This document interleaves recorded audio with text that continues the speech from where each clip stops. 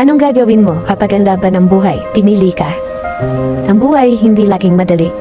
Sabi nga nila, bilog ang mundo. Minsan nasa taas ka, minsan nasa baba. At baka nga ngayon dumadaan ka sa mahirap na panahon ng buhay mo. Panahon na down ka, nagugunuhan ka, nahihirapan ka, kinakapos ka. Para bang hindi sang-ayon sa iyong panahon. May mga panahon talaga na magsasuffer tayo. May mga panahon talaga na mararamdaman mo ang hirap at sakit. Ang tanong, paano mo tutugunan ang mga panahon na yan? Hahayaan mo lang ba? O magpapakatatag ka?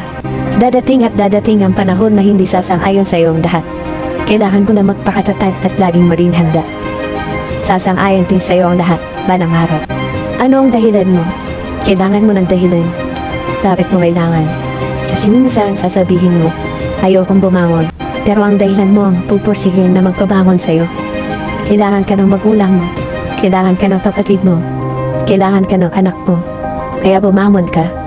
Ang dahilan mo ang magtutulak sa iyo pag di mo na kayang itulak ang sarili mo. Pag gusto mo nang sumuko, pag gusto mo nang mag-give up, ang dahilan mo ang magbibigay ng lakas na kailangan mo sa tuwing nanghihina ka. Kaya huwag mong kakalimutan ang mga dahilan mo.